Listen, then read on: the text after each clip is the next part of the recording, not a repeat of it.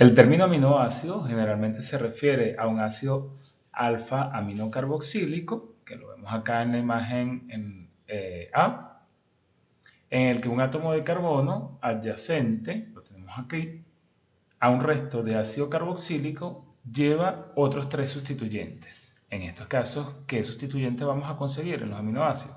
El grupo amino, un átomo de hidrógeno y una cadena lateral variable que generalmente se simboliza con la letra R.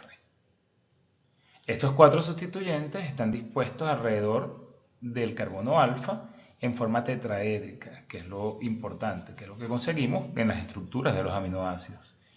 Y es importante tomar en cuenta que son posibles 2 disposiciones que no se superpongan y que por convención estos estereoisómeros de imagen especular ópticamente activos, que es lo importante también, se denominan con las formas L y D. Los tenemos acá, L-aminoácido y el D-aminoácido, que es la estructura de los aminoácidos, la mayoría ópticamente activos. Esto hace también, ¿verdad?, que excepto, aquí hay que tomar en cuenta una excepción que es para la glicina, en la que la cadena lateral, SR, está sustituida por un segundo átomo de hidrógeno. Entonces, como verán, tenemos doble hidrógeno en esta. Los 4 sustituyentes son diferentes, lo que convierte al átomo de carbono alfa en un centro de quiral o de quiralidad. ¿Qué significa esto? Que es una molécula asimétrica que no puede ser superpuesta a su imagen especular. Luego vamos a conseguir también que la unión, la unión de estos péptidos nos va a dar entonces la formación, la representación de la formación de enlaces peptídicos, que lo vemos acá en la imagen con la letra C. Nos va a formar entonces esta unión lo que nosotros esperamos tener, que son finalmente las proteínas. Comúnmente se encuentran 20 aminoácidos en las proteínas. La mayoría de ellas tienen cadenas laterales neutras. Sin embargo, algunos grupos carboxílicos de las cadenas laterales, como las del aspartato y glutamato, están desprotonadas y cargadas negativamente a pH fisiológico, mientras que las cadenas laterales de arginina y lisina están protonadas y cargadas positivamente. En esto también conseguimos que el anillo de imidazol en la cadena lateral de la histidina tiene un pK de 6 y puede estar cargado positivamente o neutro en soluciones fisiológicas, dependiendo del pH exacto y de las interacciones locales con los átomos circundantes. Los tamaños, formas y propiedades químicas de las cadenas laterales de los aminoácidos en una proteína determinan el patrón de plegamiento tridimensional único de esa proteína. Lo veremos también más adelante. Y sus funciones específicas. Esto es un determinante que es muy importante, del plegamiento de las proteínas, porque también vamos a ver un poco más adelante, tiene que ver con la hidrofobicidad de las mismas. ¿Qué conseguimos también aquí? Aquí conseguimos, podemos tener, en el caso de algunos aminoácidos, patrones de plegamiento que dejan expuestos estos aminoácidos al agua y se ven termodinámicamente favorecidos. Entre ellos tenemos la fenilalanina, la metionina, isoleucina, la leucina y la valina, porque son hidrofóbicos. También vemos aquí en esta diapositiva vemos está simbolizado el nombre de los aminoácidos, el símbolo y la masa molar o peso molar. Entonces aquí vemos, bueno, está alanina, arginina, asparagina, ácido aspartico, cisteína, fenilalanina, glicina, el ácido glutámico, la glutamina y la histidina. En cuanto al símbolo es importante porque lo vemos, el símbolo de 3 letras, como normalmente lo identificamos, pero también está el símbolo, como se le llama, el símbolo de una letra. Este símbolo de una letra, me permite identificarlo, lo vamos a ver un poco más adelante también, cuál es la letra que se simboliza cada uno. Es importante, además de, conocer ambas simbologías para el momento que estemos viendo una tabla, una información respecto a esto, los podamos identificar.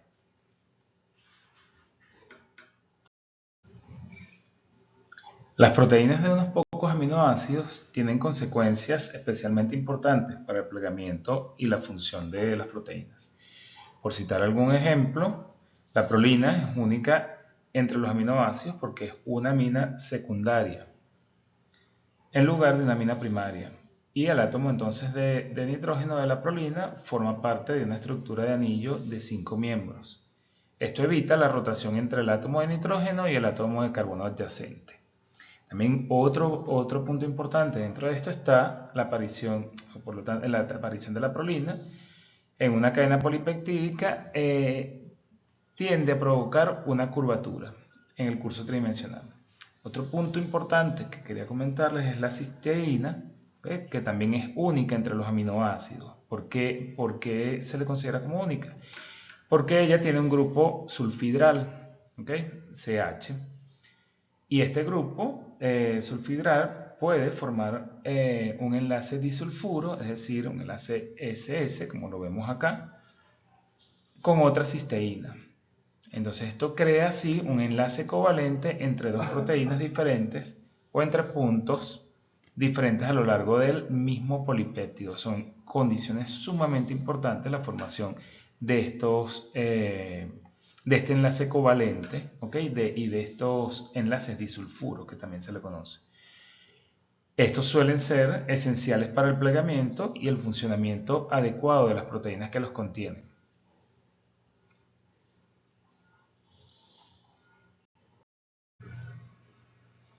Biológicamente, la condición de los aminoácidos frente a la ionización o frente a las reacciones ácido-básicas es muy importante y facilita su análisis cuantitativo. Esto, por ejemplo, lo tomamos en cuenta cuando queremos hacer también, además de las determinaciones, cuando queremos hacer, si nosotros quisiésemos hacer el fraccionamiento de las proteínas, lo vamos a ver más adelante en algunos casos específicos, y si queremos hacer la clasificación de las proteínas que están presentes en alguna matriz. O sea, algunas de las propiedades de los aminoácidos, entre ellos su punto de fusión, la solubilidad en agua, los momentos dipolares y las constantes dieléctricas elevadas en solución, se deben a la distribución dispar de los aminoácidos, de las cargas de los aminoácidos en solución acuosa. Entonces, de acuerdo a esto, todos los aminoácidos en solución acuosa a un pH próximo a la neutralidad se comportan como lo que se llama suiteriones. Entonces, dentro de esto vamos a conseguir que un aminoácido está disuelto en agua. Cuando está disuelto en agua se puede comportar según su pH como un ácido o se podría comportar como una base. Al tener esto que tenemos, entonces son moléculas, los aminoácidos, que son anfóteros. En su forma totalmente protonizada, un aminoácido, es decir, el monoamino o monocarboxílico, puede ceder 2 protones durante su valoración por una base. Y el punto iseléctrico, que es el pH, en el cual es nula la carga global del aminoácido en solución. Así como lo vemos aquí en esta imagen que les dejo. Los aminoácidos en solución son iones dipolares. ¿Qué importa aquí también? Entonces los valores de pK y P sub I, que son los principales de los principales aminoácidos, porque es importante cuando vamos a hacer el fraccionamiento de esto, como pK. Entonces tenemos que es si se quiere, el cologaritmo de la constante de disociación, y el P sub I, que es el punto isoeléctrico del aminoácido. La solubilidad de las proteínas y aminoácidos en el agua depende esencialmente de la distribución de los grupos polares, estén cargados o no, y de los apolares, en este caso los que son hidrófobos, de la cadena lateral de los aminoácidos que la constituyen.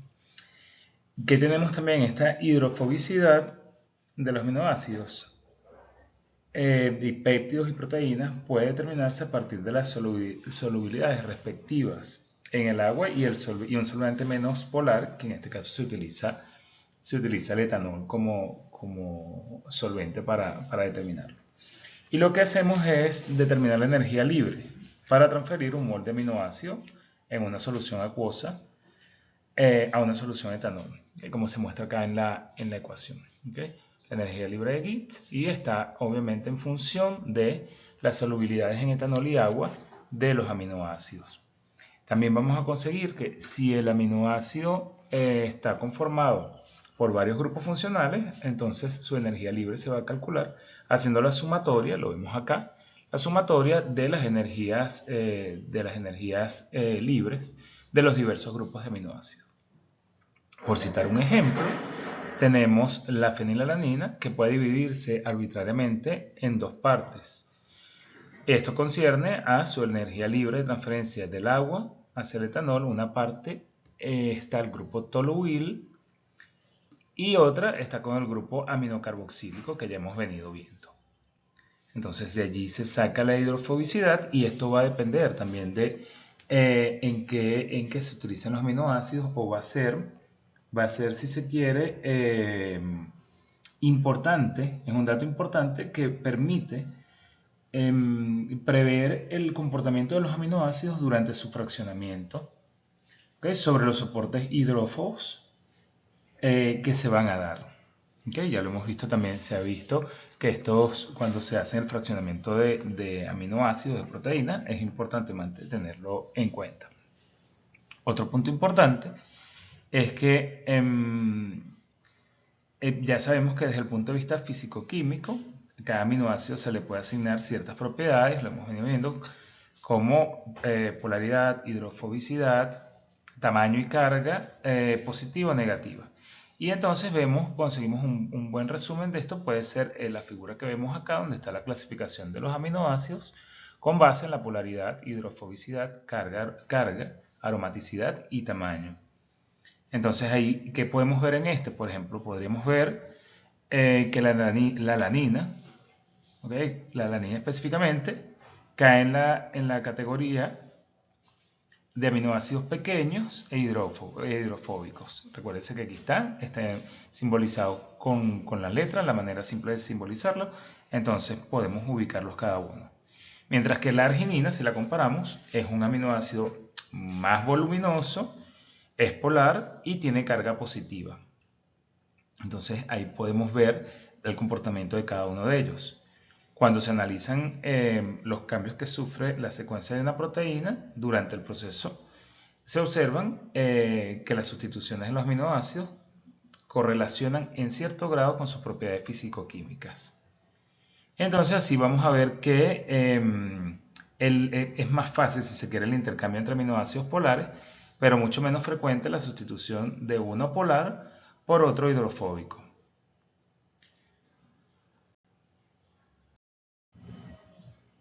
Excepto la glicina, todos los aminoácidos que surgen de la hidrólisis de las proteínas, bien sea ácida o enzimática, poseen actividad óptica. Esta propiedad se debe a la presencia de un átomo de carbono asimétrico, como habíamos comentado anteriormente en la definición de aminoácidos, cuyos orbitales están en un estado de hibridación sp3. Y según la posición en el tetraedro, de estos cuatro sustituyentes diferentes se pueden obtener los estereoisómeros o enantiómeros que podemos ver. Entonces así, según la representación de Fischer, lo vamos a conseguir por analogía entre la forma D y L. En el caso de la tronina vemos esto que está acá. Tenemos hidrolizados de proteínas presentes en los tejidos vegetales o animales. Solo se encuentra la forma del isómero L.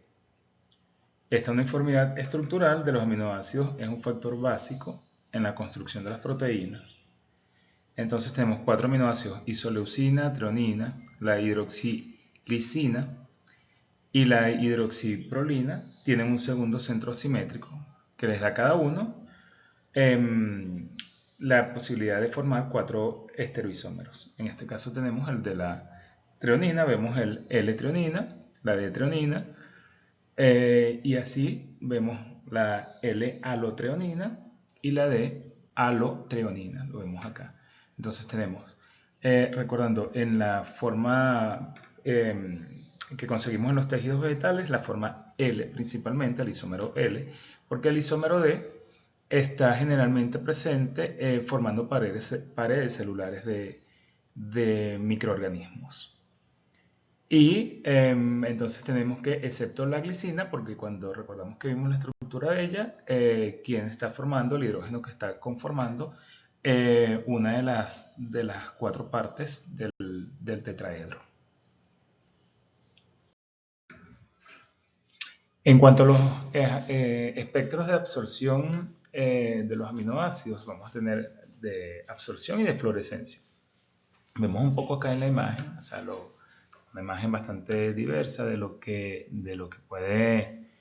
se puede dar. Hoy en día también tenemos que, bueno, sé que se ha creado esta fluorescencia, se utiliza para identificar, se está utilizando para identificar algunos otros componentes, debido a que presenta una facilidad al introducir un aminoácido que pueda fluorescer e identificar dentro de otras moléculas. Entonces, pero lo importante aquí es que tenemos un grupo de aminoácidos que pueden absorber rayos UV para longitudes de onda diversos y otros que pueden para tener fluorescencia, ¿ok? Entonces tenemos entre los aminoácidos naturales procedentes de las proteínas, solo el triptófano, la tirosina y la fenilalanina. Ellos absorben los rayos ultravioleta, eso sí, para longitudes de onda superiores a 2400 Armstrong. ¿Okay? La longitud de onda correspondiente a su máximo de absorción se encuentra entre 2780 y 2745 y 2600 respectivamente.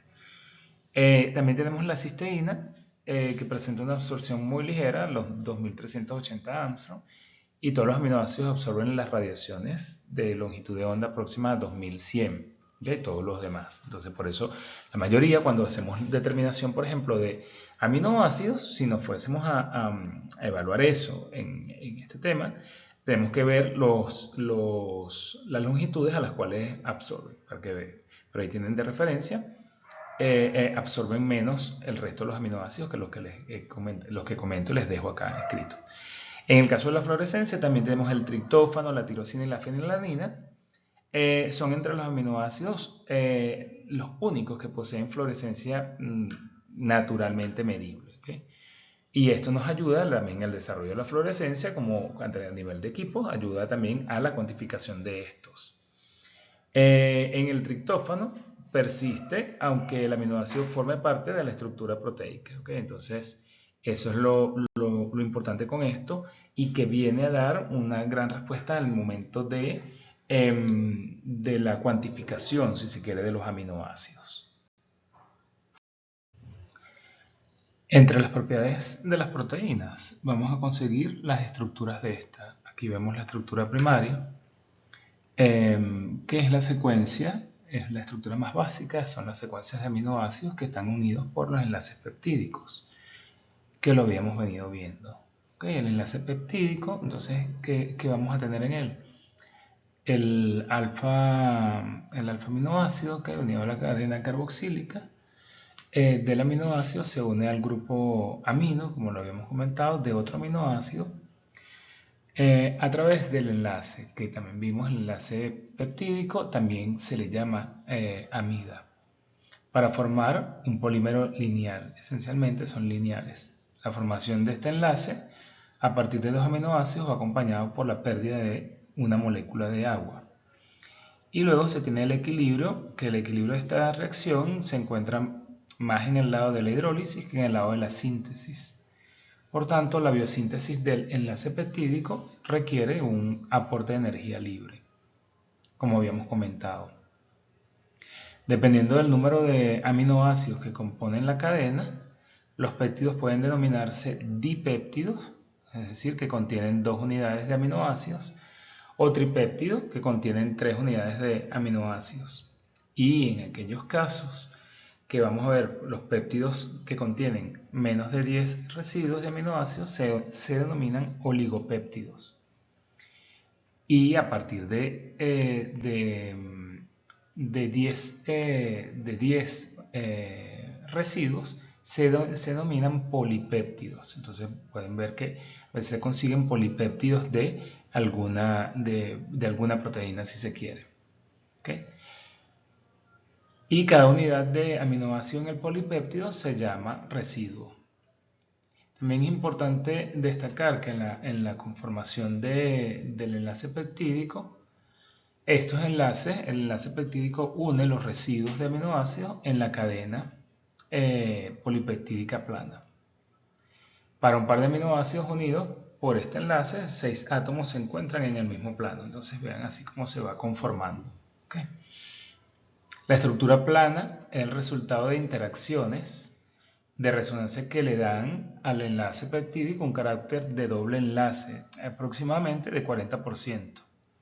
Y debido a este carácter de doble enlace, no se puede girar libremente.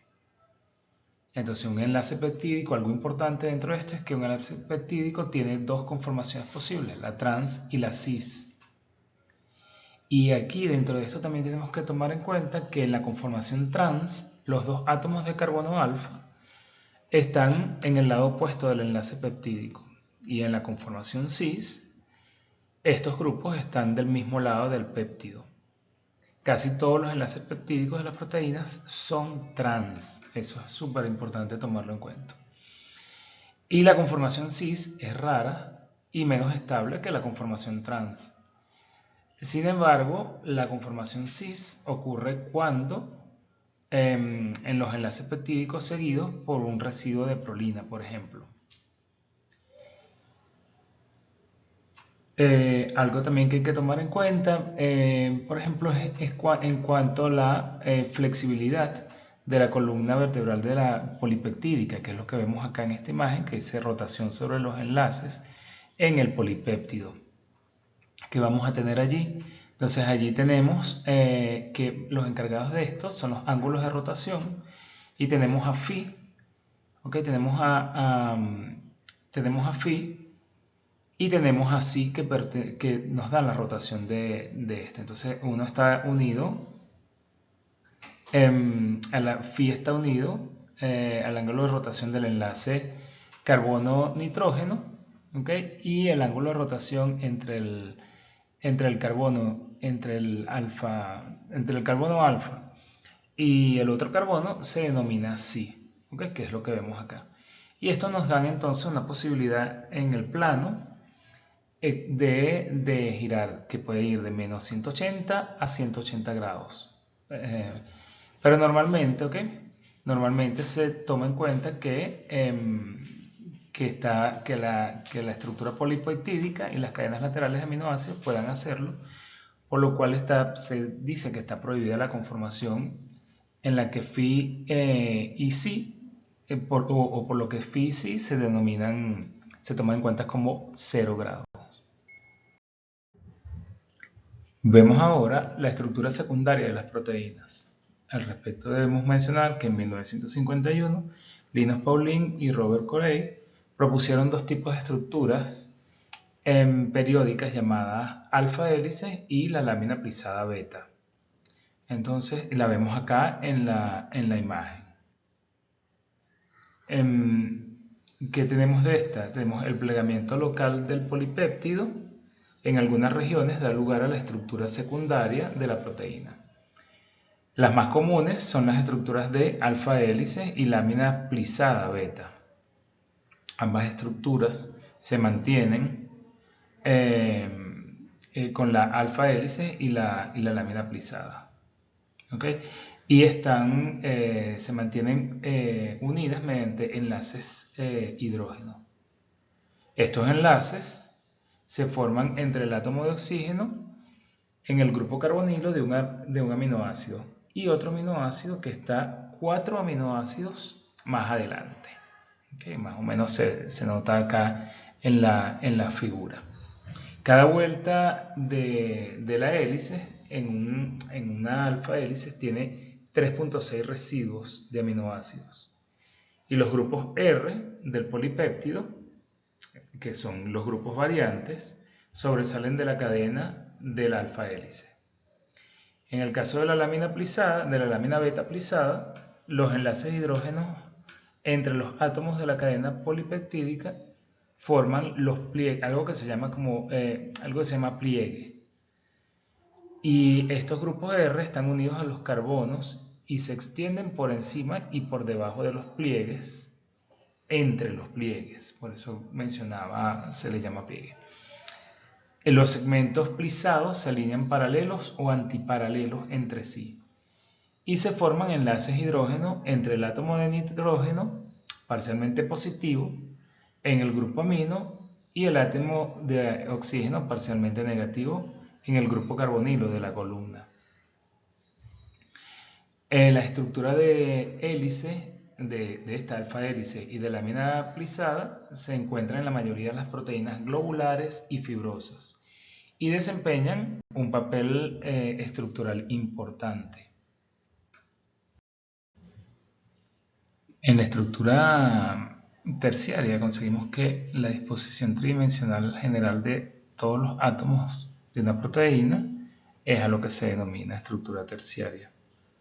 Los aminoácidos que están muy separados en la cadena polipeptídica se encuentran en diferentes tipos de estructuras secundarias y pueden interactuar entre sí para formar la estructura completamente plegada de la proteína, similar a lo que habíamos venido viendo. En la estructura terciaria hay participación entonces de algunos enlaces adicionales como los disulfuro, hidrógeno, hidrofóbicos y enlaces iónicos. Esto hace que la proteína tenga forma globular. Las enzimas, las proteínas transportadoras, algunas hormonas peptídicas y las inmunoglobulinas tienen forma globular, que es su estructura terciaria. En estas proteínas globulares, el grupo principal está unido en la superficie exterior debido a su hidrofilia. Y los grupos R no polares están ubicados en el interior, donde su interacción crea un ambiente hidrofóbico y hace que la estructura terciaria entonces se implique en el plegamiento de las hélices de las proteínas globulares. En esta también tenemos que surge un mayor plegamiento de la estructura secundaria de la proteína y vamos a tener que los enlaces son los que van a estabilizar en gran medida la estructura terciaria de la proteína.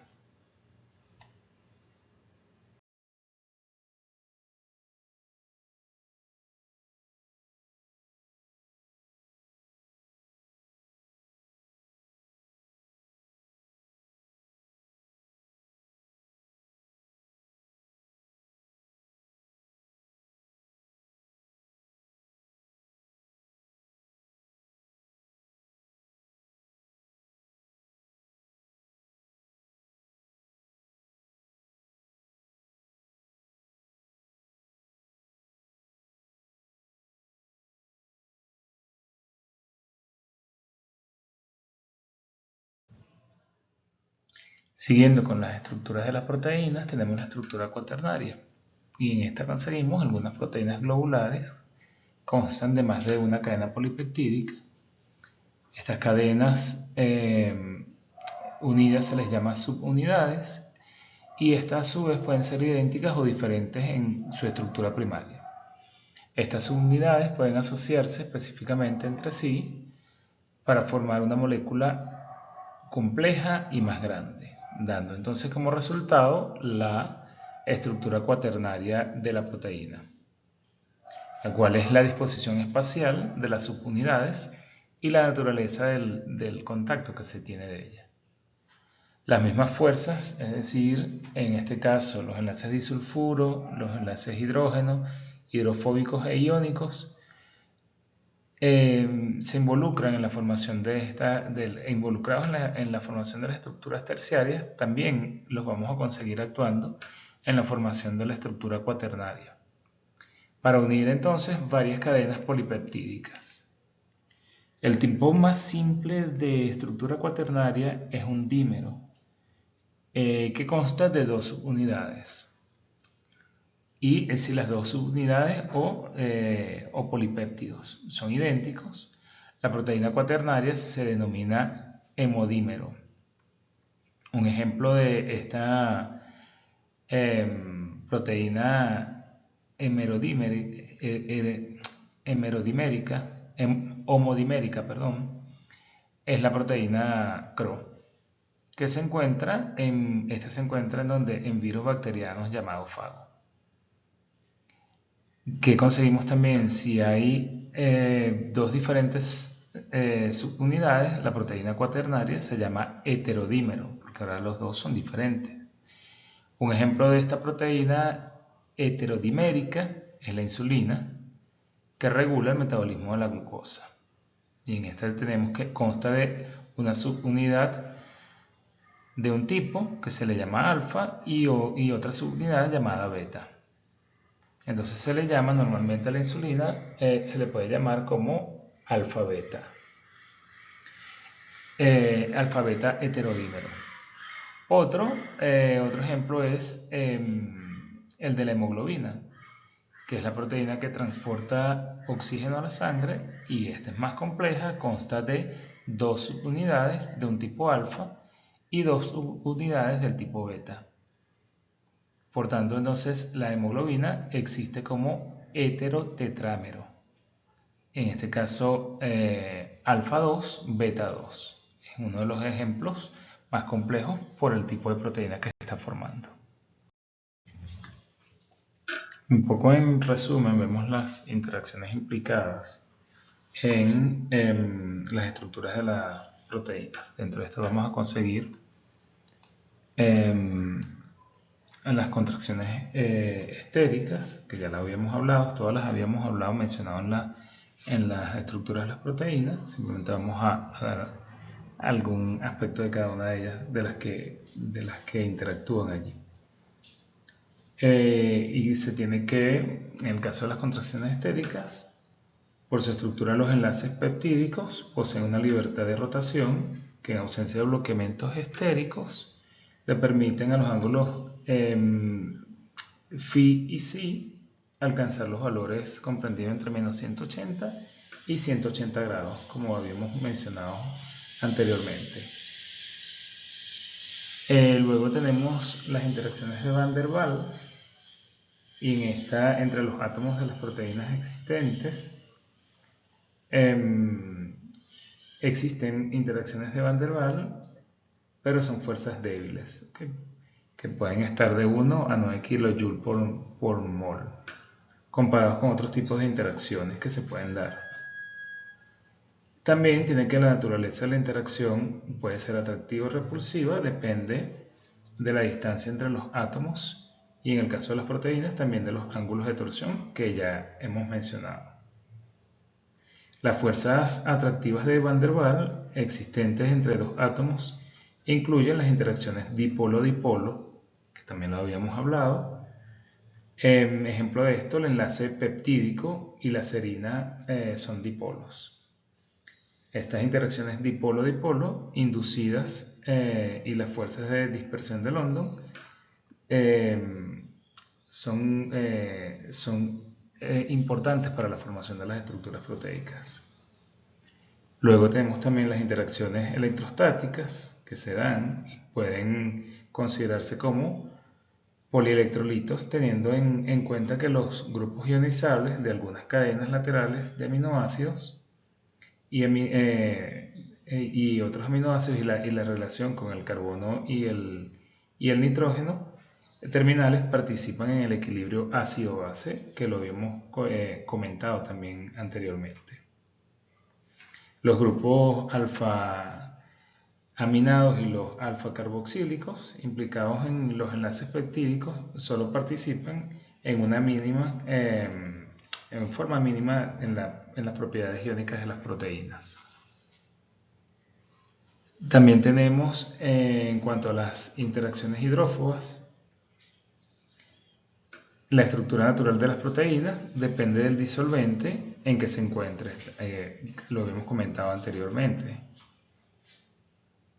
Por ejemplo, la adición de urea a una solución acuosa de proteína puede conducir a su desnaturalización, que lo veremos posteriormente. La hidrofobicidad de la cadena lateral de los residuos de aminoácidos se debe a su estructura química apolar. Y estas cadenas laterales no interfieren, con moléculas polares, tales como las del agua. También comentamos, influyen las uniones covalentes disulfuro.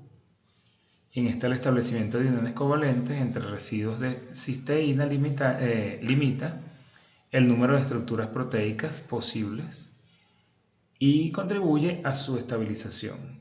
Recuérdense los enlaces disulfuro, que también son sumamente importantes en este aspecto. Y los enlaces hidrógeno, que también favorecen, se establecen entre un átomo electronegativo que posee al menos un doblete electrónico y un átomo de hidrógeno que esté ligado por covalencia a un átomo electronegativo. En las proteínas, los enlaces hidrógeno pueden aparecer entre el oxígeno de un grupo carbonilo de un enlace peptídico y el hidrógeno del grupo amino de otra unión peptídica. Entonces son ellos los que causan, obviamente, entonces los que favorecen que ocurran estas formaciones que vemos de las estructuras de las proteínas. Entre las propiedades de las proteínas vamos a conseguir las estructuras de esta. Aquí vemos la estructura primaria, que es la secuencia, es la estructura más básica, son las secuencias de aminoácidos que están unidos por los enlaces peptídicos, que lo habíamos venido viendo. El enlace peptídico, entonces, ¿qué vamos a tener en él? El alfa aminoácido que unido a la cadena carboxílica del aminoácido se une al grupo amino, como lo habíamos comentado, de otro aminoácido a través del enlace, que también vimos, el enlace peptídico, también se le llama amida, para formar un polímero lineal. Esencialmente son lineales. La formación de este enlace a partir de dos aminoácidos va acompañado por la pérdida de una molécula de agua. Y luego se tiene el equilibrio, que el equilibrio de esta reacción se encuentra más en el lado de la hidrólisis que en el lado de la síntesis. Por tanto, la biosíntesis del enlace peptídico requiere un aporte de energía libre, como habíamos comentado. Dependiendo del número de aminoácidos que componen la cadena, los péptidos pueden denominarse dipéptidos, es decir, que contienen 2 unidades de aminoácidos, o tripéptidos, que contienen 3 unidades de aminoácidos. Y en aquellos casos que vamos a ver, los péptidos que contienen menos de 10 residuos de aminoácidos se denominan oligopéptidos. Y a partir de 10 residuos se denominan polipéptidos. Entonces pueden ver que a veces se consiguen polipéptidos de alguna proteína, si se quiere. ¿Okay? Y cada unidad de aminoácido en el polipéptido se llama residuo. También es importante destacar que en la conformación del enlace peptídico, estos enlaces, el enlace peptídico une los residuos de aminoácidos en la cadena polipeptídica plana. Para un par de aminoácidos unidos por este enlace, 6 átomos se encuentran en el mismo plano. Entonces vean así cómo se va conformando. ¿Okay? La estructura plana es el resultado de interacciones de resonancia que le dan al enlace peptídico un carácter de doble enlace, aproximadamente de 40%. Y debido a este carácter de doble enlace, no se puede girar libremente. Entonces, un enlace peptídico, algo importante dentro de esto es que un enlace peptídico tiene 2 conformaciones posibles, la trans y la cis. Y aquí dentro de esto también tenemos que tomar en cuenta que en la conformación trans, los dos átomos de carbono alfa están en el lado opuesto del enlace peptídico. Y en la conformación cis, estos grupos están del mismo lado del péptido. Casi todos los enlaces peptídicos de las proteínas son trans. Eso es súper importante tomarlo en cuenta. Y la conformación cis es rara y menos estable que la conformación trans. Sin embargo, la conformación cis ocurre cuando en los enlaces peptídicos seguidos por un residuo de prolina, por ejemplo. Algo también que hay que tomar en cuenta, por ejemplo, es en cuanto a la flexibilidad de la columna vertebral de la polipeptídica, que es lo que vemos acá en esta imagen, que dice rotación sobre los enlaces en el polipéptido que vamos a tener allí. Entonces allí tenemos que los encargados de esto son los ángulos de rotación y tenemos a phi, ¿okay? Tenemos a phi y tenemos a psi que nos dan la rotación de este. Entonces uno está unido, phi está unido al ángulo de rotación del enlace carbono-nitrógeno, ¿okay? Y el ángulo de rotación entre el carbono alfa y el otro carbono se denomina psi, ¿okay? Que es lo que vemos acá. Y esto nos da entonces una posibilidad en el plano de girar, que puede ir de menos 180 a 180 grados. Pero normalmente, Normalmente se toma en cuenta que la estructura polipeptídica y las cadenas laterales de aminoácidos puedan hacerlo, por lo cual se dice que está prohibida la conformación en la que phi y psi, por lo que phi y psi se toman en cuenta como 0 grados. Finalmente vemos acá como en resumen, de la estructura de las proteínas, una estructura primaria, que es una secuencia de cadena de aminoácidos, la secundaria, conformada principalmente por los puentes de hidrógeno en el esqueleto de los péptidos, que pliegan los aminoácidos en patrones repetitivos. Recordando que tenemos entonces dos formas posibles, las alfa hélices y las beta láminas, hojas. Una estructura terciaria que da el plegamiento tridimensional de la proteína debido a las interacciones. Y finalmente una estructura cuaternaria para proteínas compuestas por más de una cadena de aminoácidos.